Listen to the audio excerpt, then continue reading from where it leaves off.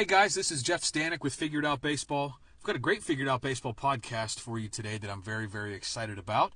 If you listen to our podcasts enough, either through the Figured Out Baseball website or on Apple Podcasts, Spotify, Google Podcasts, or other platforms, you know that the majority of our podcast guests are college baseball coaches, but occasionally we like to deviate from that. We bring in some pro coaches, some pro players from time to time, and sometimes people that are involved in other things, sports related, that are off the field. And today we're being joined by one of those types of contributors to the website.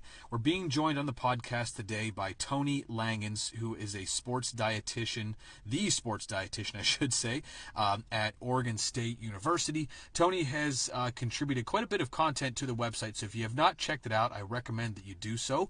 You can find her videos at figuredoutbaseball.com, where Toni will discuss a lot of things that are relevant for baseball players when it comes to nutrition and how you should be properly taking care of your body to maximize your performance. I'll give you a quick background on Toni before we jump into questions with her today. Today's podcast is brought to you by Diamond Kinetics. Toni is originally from Greenfield, Indiana. She graduated from Indiana State University in 2014 with a degree in dietetics. While she was at Indiana State University, she also competed on the track and field team. Right after graduating, the summer of 2014, she completed a performance nutrition internship at Baylor University, and beginning that fall, she worked at Washington State University as a sports dietitian. She then spent some time in Okinawa, Japan on a military base, aiding Marines and their families with their nutritional needs. She got her master's degree of business administration and master's certificate in marketing from Washington State University while she was there.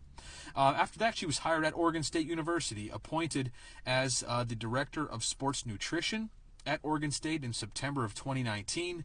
At Oregon State University, Toni is responsible for planning, development, implementation, evaluation, and management of nutrition services provided to all of Oregon State's athletes, more than 500 student athletes that Toni is directly responsible for at Oregon State University. Toni, thank you so much for being on the podcast today.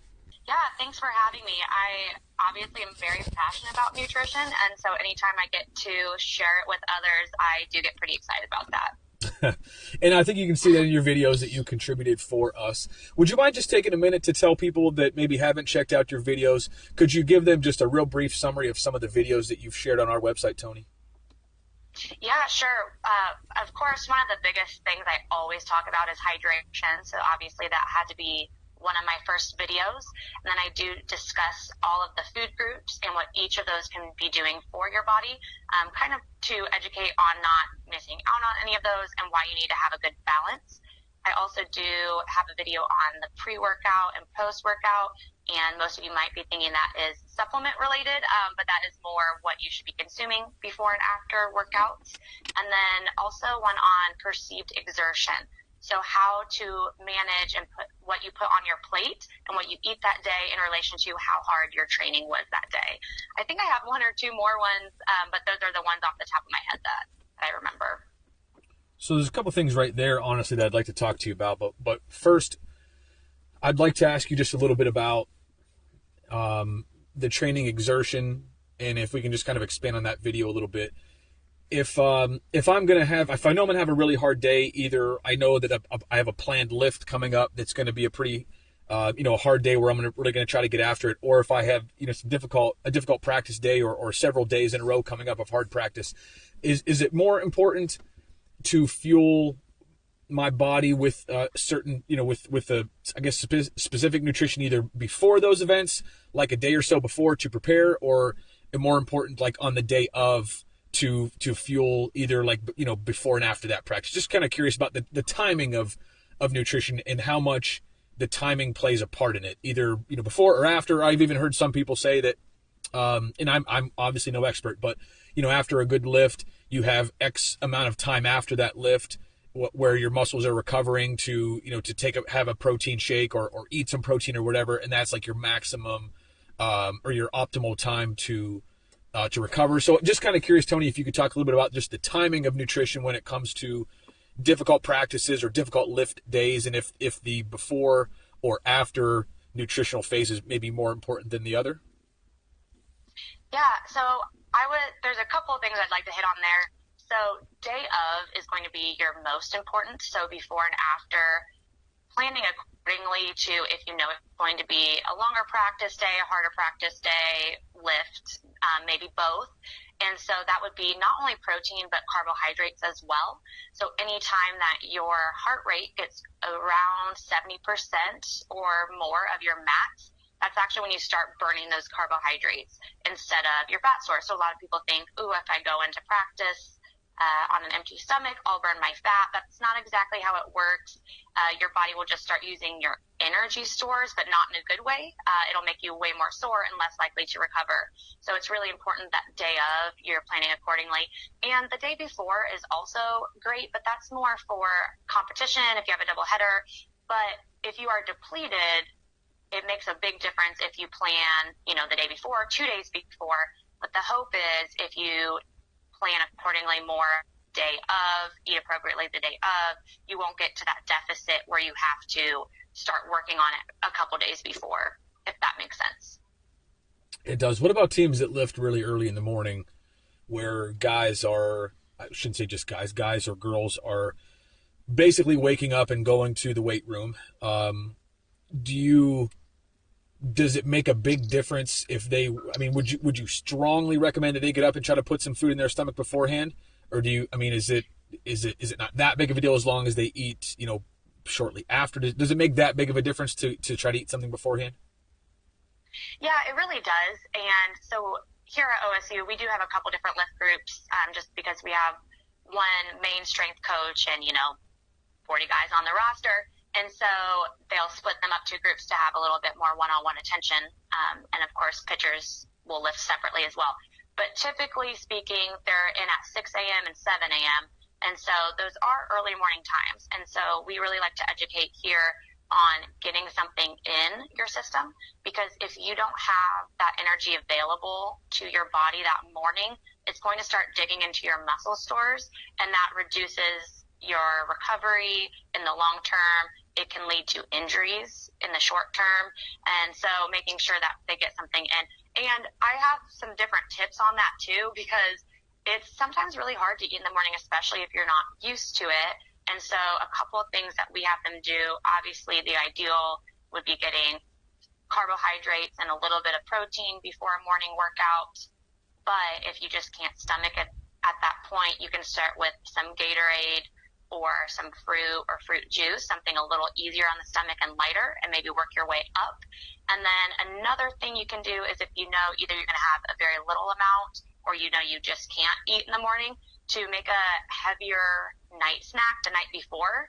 And so you can actually top off your glycogen stores or that carb muscle energy stores. And so the next morning, even though you are going to kind of use your stores, you at least have them to spare.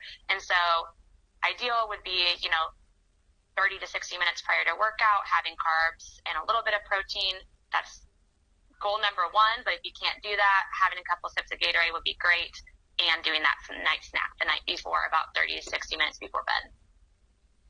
For student athletes or just, anybody that exercises, I suppose, who has a really hard time working out with a full stomach, does that morning meal before a lift need to be like full meal size, or is it okay if it's just something smaller, a smaller amount, just to have something in your stomach? Does that make a lot of a difference? Is it okay to eat just a little bit so that guys aren't, they're not feeling it in their stomach, I guess, when they're trying to work out?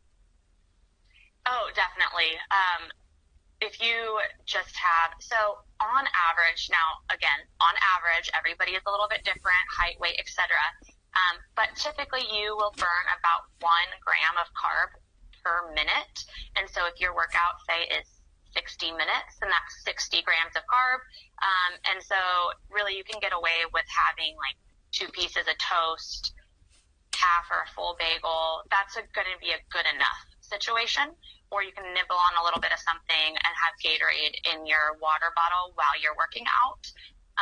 One of the things I really, really don't like is when people try to rely on something like a pre-workout supplement to get them through the morning workout.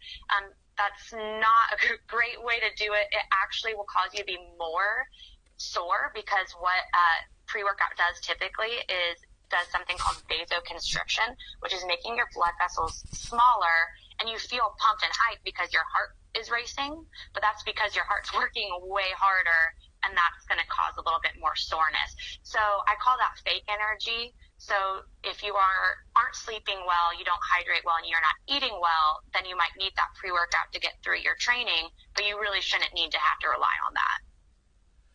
So one of the other things I wanted to talk about were supplements, Toni.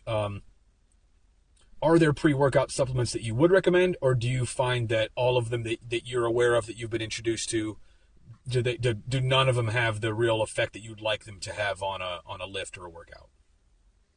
I'm not going to condemn all pre-workouts, but the supplement industry in general, it is not regulated by any governing body. And so if you get something that is not third-party tested, and that would be something like NSF certified or informed choice, you don't actually know what's in it, which is really quite scary. And so there's been, research all over the place that will come back and say, hey, what's on this label is not even what's in the product. And so that's really scary. And so if you were to do a supplement, making sure you're doing a third-party tested supplement.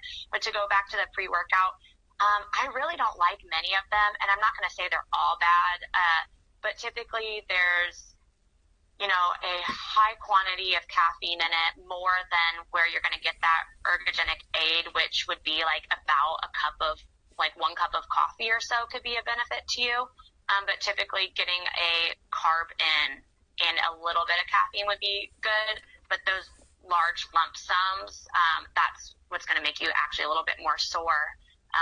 And then also if you're thinking about how jittery it makes you sometimes, that usually doesn't aid your performance, whether on the field or in the weight room. What about just caffeine in general, since you brought that up? Do you like your athletes to stay away from caffeine? Do you ask them to limit it? Do you it's kind of a normal consumption if somebody has a coffee or a tea or a caffeine drink during the day, a Red Bull or whatever, is that okay as long as it's limited? Or just generally speaking, what are your thoughts on caffeine? Because I think that's a supplement that a lot of people just don't give a lot of thought to. But most of our audience, Toni, are either involved in high school or college baseball, I think, or other sports, but mostly baseball, obviously, and a lot of, at that level, some older, some younger. But just generally speaking, because caffeine is usually not thought of as something to really worry much about, just kind of curious about your thoughts about that and how you talk to your own athletes about their caffeine consumption. Yeah, so first and foremost, I have to acknowledge that caffeine is technically a banned substance by the NCAA. However, that's in large quantities, and so the likelihood of reaching a large quantity that makes it banned is not very likely. But I do have to acknowledge that. I will actually recommend depending on the sport. Now, if you're a golfer, I actually don't really recommend it because it could potentially make you shaky and not really help your performance. But if you're needing the extra energy, and it can actually, your body can use caffeine as sort of a replacement before it starts using your stores, but up to a certain point. So drinking like 1 or 2 cups of coffee prior to competition, it could actually be beneficial. But again, you always need to try something in practice before you try it in a competition, of course. But daily consumption of probably around 160 200 milligrams or less would actually be appropriate for most people. Now, everyone's different sizes and different people's body metabolizes it differently. The other thing on caffeine is it has a pretty long half-life, which means it stays in your body for kind of a long time. And so sometimes in college students, I will see them drinking coffee because they're studying and it's maybe a little bit later, and then their sleep is disrupted. And sleep is when your hormones regulate themselves and your muscles really recover.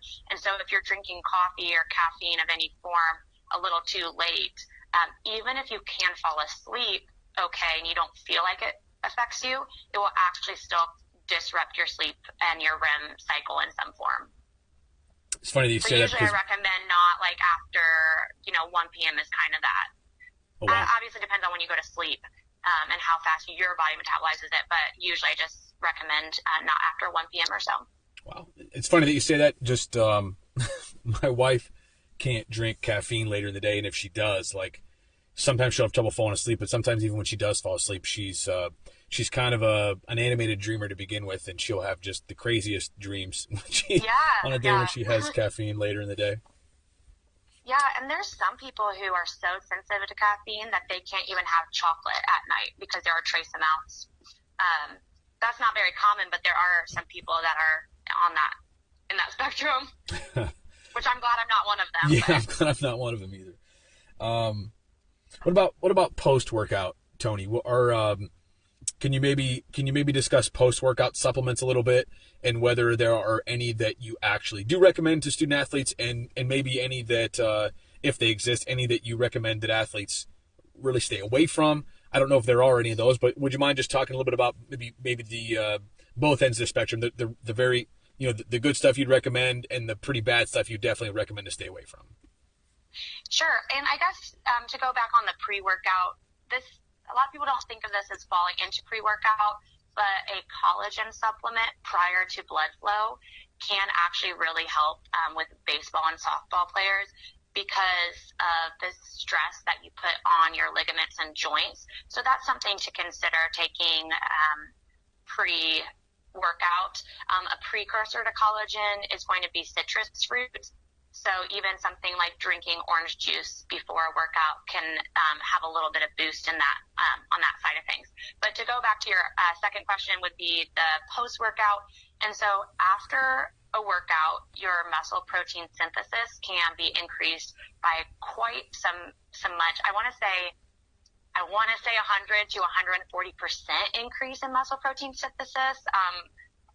Somewhere in that ballpark. And so what that means is you can really, really highlight. That's why I kind of call it the sandwich approach. You sandwich your workouts. The most time that you really need to focus on your nutrition going to be before and after your workout, because that's when you can really get the biggest bang for your buck as far as that goes. And so making sure after a workout, getting protein and carbohydrates in. A lot of people only focus on the protein.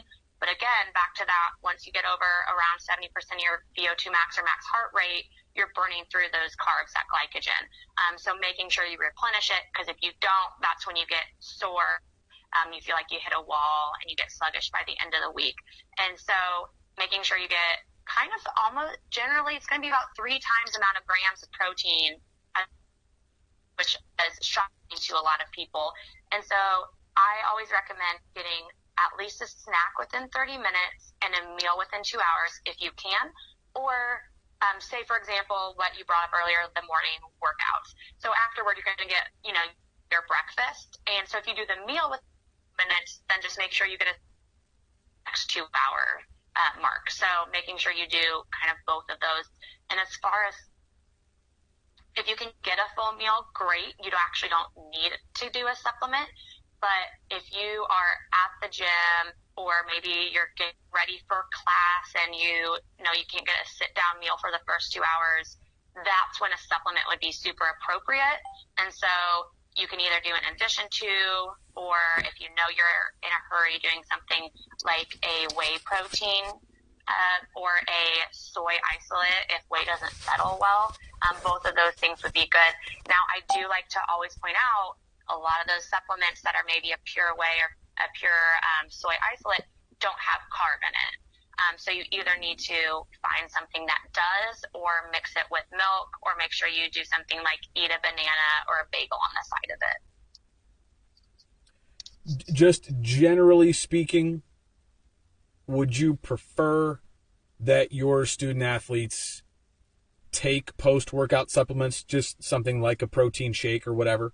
Or generally speaking, do you tell them that if they eat well enough, they don't need it, and you prefer that they don't take one? So again, it kind of depends on, I like to meet every student with where they're at, first of all.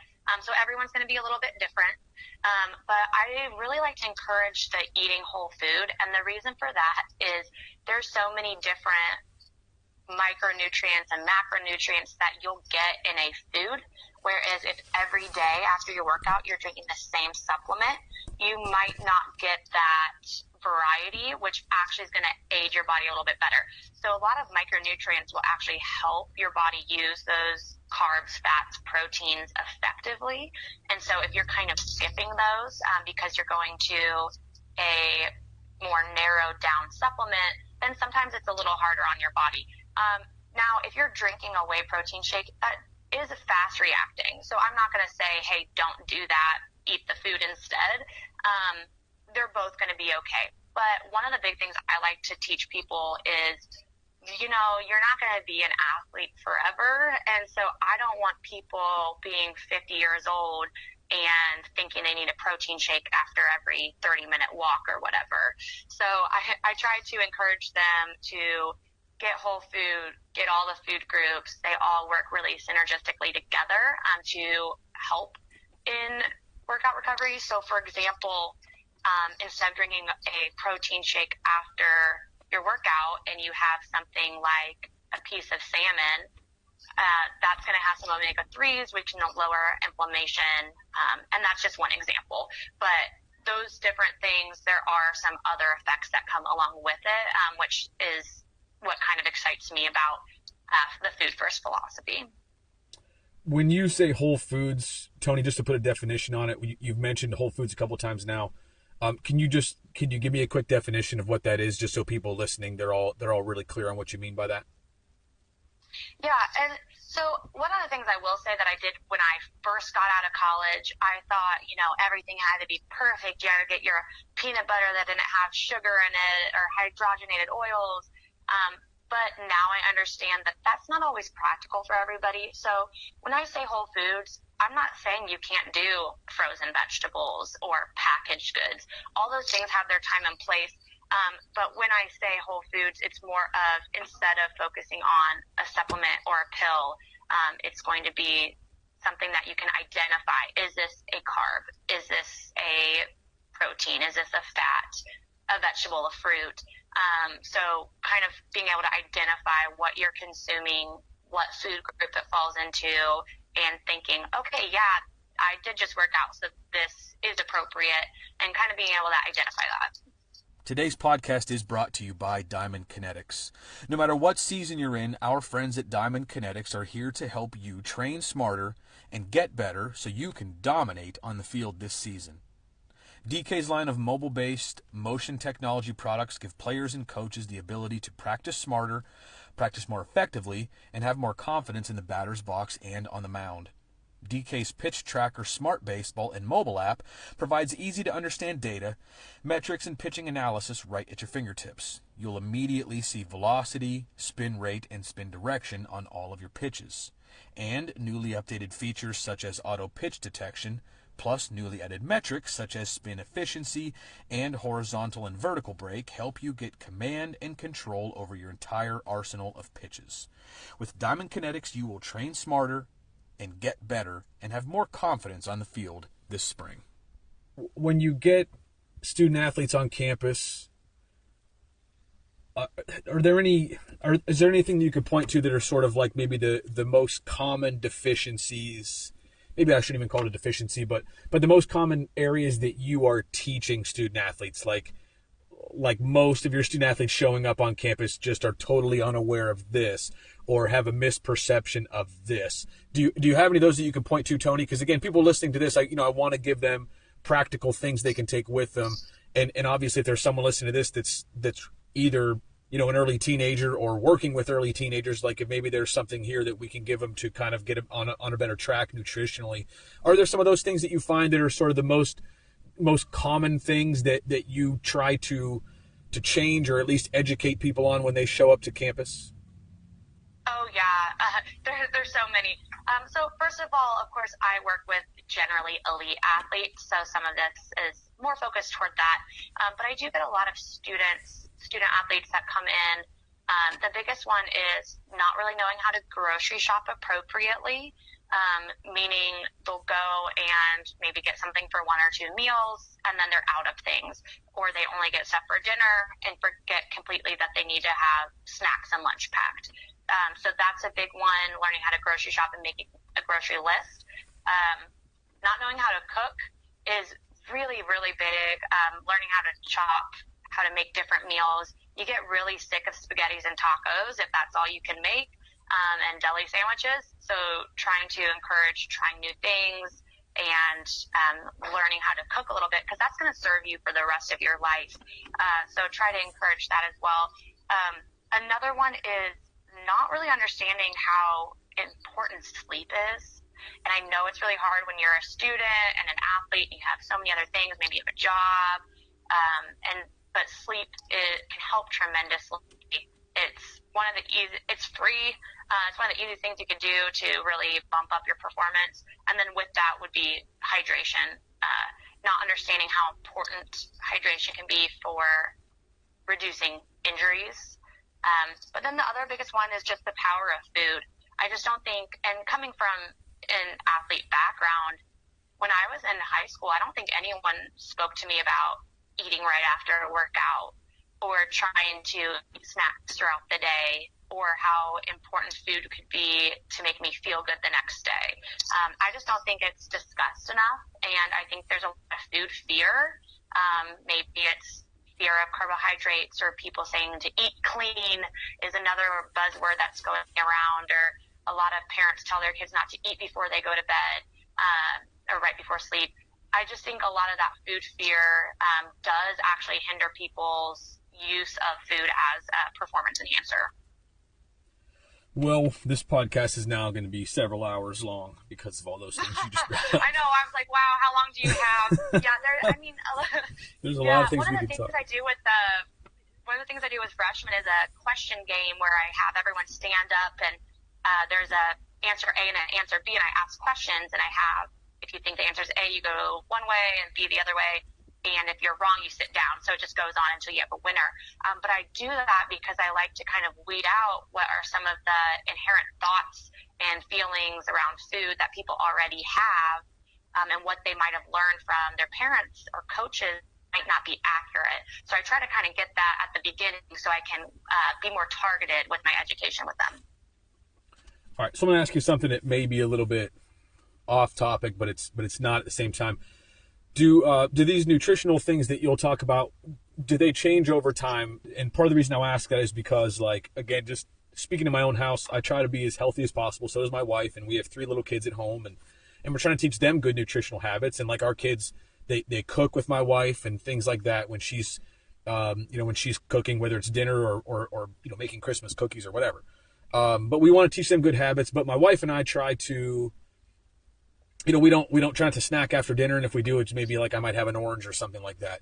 But it sounds like, for maybe college age student athletes, that's not as big of a deal. And kind of the same in the morning, like we try to, I know both of us exercise before we eat. Maybe that's not the right thing to do for us either. But I'm just curious as to, when it comes to like parents teaching their kids, are there different nutritional habits that are healthier for, me, a 37-year-old, as compared to, if I have a 7-year-old who's my oldest right now. So, but as she becomes a teenager and my other kids grow up, and if they want to play sports, and is nutrition for an athlete different than just say the average adult? Would I be teaching my kids something different than I'm doing? Like typically as a parent, you don't, you want to practice what you preach, but is this a situation where you don't necessarily want to do that because what might be right for, a 15, 16, 17, 18-year-old is not going to be the same things that are right for me nutritionally? Before you go to sleep thing. Now, if I'm a sedentary 50-year-old, then I don't need my ice cream cone before bed, something like that. Or if you and your wife do easier workouts in the morning and your heart rate doesn't get that high, or you're not training for anything, maybe it's not that big a deal if you use a couple of some of your glycogen stores. And so I do think there's a little bit of variety there. And maybe if you haven't worked out in a couple of days, you don't need as many snacks as what your kids probably will if they're running from activity to activity.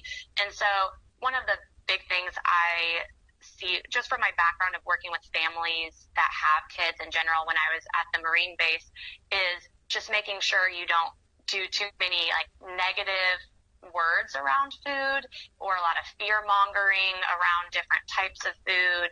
I don't know. That's typically what having open conversations about it, and not necessarily in a negative way or weight related way. is what I have found is a little bit more beneficial. Or if you're on a fad diet, talking about it all the time with your this one gets me about if coaches are on fad diets and they're trying to get their students on it. That kind of kills me a little bit inside. So I usually try to recommend not to do that. Yeah, we don't do that. I think we eat pretty normally. I eat up and eat a lot. And our kids are different because they'll, we eat dinner and shortly after that we're getting them ready for bed. So it's like dinner is almost like a pre-bed kind of snack for them. Whereas, my wife and I are staying up a little bit more. But I was just curious about that because there are some things that I know how my body feels and I kind of do what I think makes my body feel right. But also realizing that might not be the best thing for my kids as they're getting older. They I know for myself as a teenager, I was eating like fourth meal at 10, 11 o'clock at night. And, if I did that now, it wouldn't be a good thing for me. The fourth meal at Taco Bell. Fourth meal Taco Bell, or just, where I grew up, there was no Taco Bell close, but I was going to put some chicken in the oven or whatever and eat it because I was hungry again. As a teenager, I was hungry at 10, 11 o'clock at night. And again, if I did that now, it would be pretty bad news, I think. Right. Let's talk about sleep. And I want to specifically bring up something that I had read or heard or something about a major leaguer. I won't mention who, but basically it was a major leaguer who was on a team. He was a pretty young guy, had a really good college career, was a first-round pick, and he was on a team with a guy who's a future Hall of Famer. And ultimately what I read was that the veteran told the young guy that you need to get more sleep. He was getting the younger guy was getting 7 hours of sleep. The veteran said that he tries to get 10 hours of sleep every night. And what I read said that when the rookie got, changed his habits and started getting 10 hours of sleep, then he had an all-star year. And since then he's been one of the best players in the league. I don't know about that, but I'm curious to you if I can ask you just, what you believe the optimal amount of sleep is for an athlete that's going to push their body pretty hard. And maybe what the range is, and if you maybe can do too much, or if what I think what most people hear is 6 to 8 hours of sleep for an adult is about what you need. Do athletes need more than that, or just curious, Toni, with your thoughts on sleep and on how much sleep typical high school or college athlete should be getting? Yeah, so I absolutely believe that story. Sleep is so underutilized, and I understand that not every high school or college student can get as much sleep as a professional athlete, just because they don't really have the time or maybe resources. But I typically recommend for our students, so maybe high school or college, to shoot for about 9 hours if they can, or shoot for 9.5. So you know how when you try to get ready for bed and it always takes way longer and kind of what you anticipate, and you have to settle down and then finally fall asleep. So if you can shoot for the higher mark, and then if you fall short, it's not that big a deal. But if you're shooting for 8 and then you fall short, now you're at 7:15, and that's not really going to cut it. And the reason why sleep is so important is for a lot of reasons, but it regulates your hormones, and those hormones can help your muscle recovery. And then also a big surge of your hormones, usually human growth hormone, is around 10 to 11 p.m. for most younger adults. And so if you're asleep when that surge happens, your body can actually use it more effectively, which is going to help with muscle growth and recovery anyway. And your body's just going to feel a lot better for it. Another thing that it does is it regulates your hunger cues. So there's 2 hunger hormones that get regulated while you're sleeping. And so if you're sleeping poorly, then you might not be hungry during the day, or vice versa. So either you're really hungry and now you're more likely to be kind of eating some junk food, you're kind of stress eating, or maybe you're just craving different things. Or you could be not hungry when you should be, and you're not going to be fueling appropriately. So if you can sleep appropriately, those will kind of regulate themselves, and you'll be more likely to eat the quantity and the quality that you need to.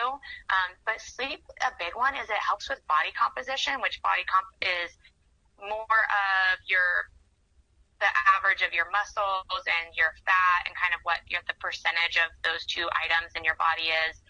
Obviously there's bones and organs and blood, but the fat can actually, it's harder to burn fat or lose body fat with a poor sleep schedule, and it's also harder to build muscle. So that's usually all I have to say to athletes. You're going to recover faster and you're going to build muscle faster. So, and you get to sleep more. And I totally count naps as sleep too. So if people have more time for naps, that counts towards your total sleep hour count. And if someone is only getting 7 hours of sleep, give or take maybe a couple hours less than you'd recommend, I thought you just kind of answered this, but can you just tell people what these young people that are still growing and their bodies are still maturing, like what are they missing the most if they're not quite getting enough? Where are they going to be deficient? And does some of that come into like even concentration and things? I know if you're sleep deprived, that's an issue, but if you're getting like, maybe not quite as much sleep as you'd recommend, are those still going to be issues, or is it just more about your physical development and recovery? Yeah, of course, concentration, your mood, how you feel, how you react to other people, your reaction time on the field or in the classroom are all impacted.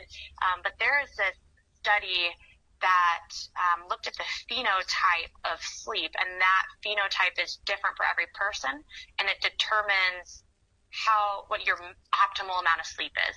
And in that study, they determined that only 1% to 2% of individuals can perform at their best, just in life performance, at 6.25 hours. And that's only 1% to 2% of the population total. And so the likelihood of someone thinking that they can actually do well at 6.25 hours or 7 hours, they're pretty much just fooling themselves. And so if you're really trying to optimize your classroom time, your concentration, your performance on the field, all those things really can be impacted by sleep if you're not getting the appropriate amount. And you might not even notice until you start getting more sleep how big of an impact it can have. It's pretty crazy, and I think it's, for all adult individuals, that's probably something that they, well, I know for me, I'll be honest, I know that I could benefit from more sleep. It's hard and I'm sure everybody has their own situations, but it's hard as an adult when you get your kids to bed and you kind of just want a little bit of time to unwind, and then you got to get up early the next morning to begin your day, and finding that time is hard, but the benefits are certainly very, very clear. Can we talk next, Toni? Just the last thing that we'll talk about is hydration. One of the things you brought up, one of the biggest deficiencies that you see with incoming student athletes is hydration. Let me just ask you to begin with, what do you mean by that? Can you just expand on that a little bit, and where student athletes typically fall short, generally speaking, in the hydration area? Yeah, so we have some people who are on top of it, and then some people who are barely sipping any water. So being well hydrated, typically speaking, now everyone has different sweat rates, but if you can drink half of your body weight in fluid ounces, so say you weigh 200 pounds, half of your body weight would be 100, then 100 ounces. So if you were to drink 100 ounces per day, plus what you sweat out during training, is how you would be optimally hydrated. Now, if you chug all that water at the same time, you're more likely to pee it out. So if you were to sip, you're going to actually retain it a lot better.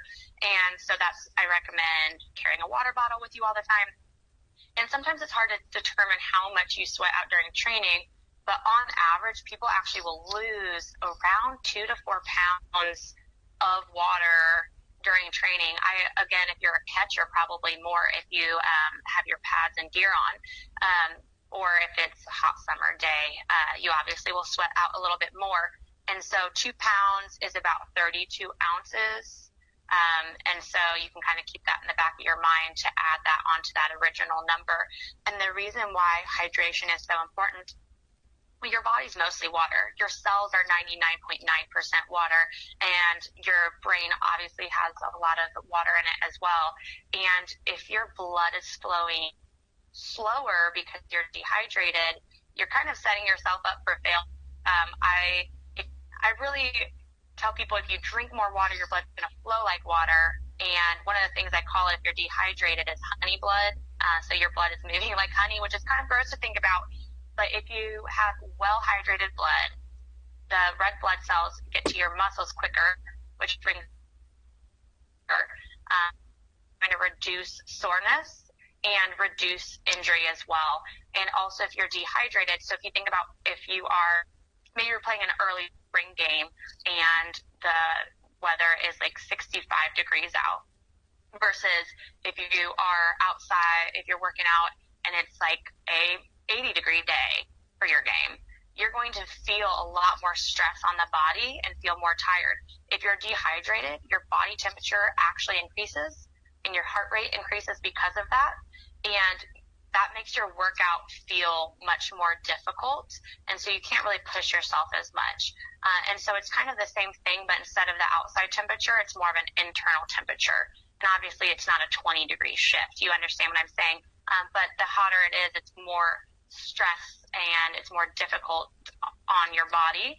And so being well hydrated can kind of mitigate that. And will actually make all your practices and competitions a little bit easier. And I always like to promote it because it's free, and it's one of the easiest things you can do actually to improve your recovery time and reduce likelihood of injury. Dehydrated, likelihood of getting a soft tissue injury like a hamstring pull, quad strain, bicep tear, those all increase dramatically if you're dehydrated. Generally speaking, Toni, besides just kind of aside from measuring the amount of water that I'm drinking throughout the day, is there another way that I can know if I'm hydrated? Just generally speaking, is there something that I can kind of just be self-aware about and say, you know what, I think I'm kind of dehydrated. I don't know how much I've drank recently, but I feel this specifically, obviously just besides feeling thirsty. But is there something as a student athlete or anything else just kind of throughout the day that you talk to your athletes about and just kind of say, hey, if you feel this happening, then you probably haven't drank enough and you probably need to pick it up a little bit. Is there something like that out there, just maybe like an easy test for someone, or just sort of a reminder if someone is just really busy throughout the day? Sometimes it's hard to like remember to drink enough, but are there any things like that you can just point to help people just to kind of be self-aware about their hydration? Yeah, definitely. So, well, one, here we do this fun thing where I test people's urine. It's called a urine-specific gravity or a light refractometer, but not many people have that at their house.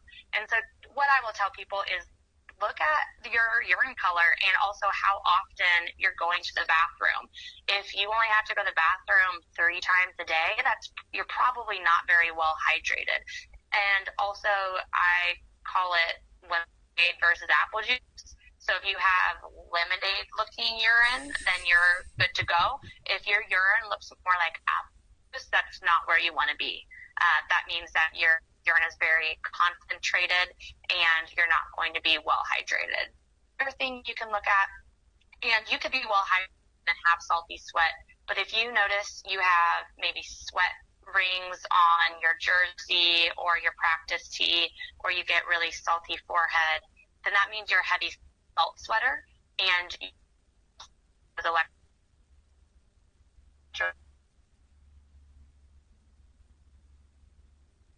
to cramp because they're sweating out so much salt.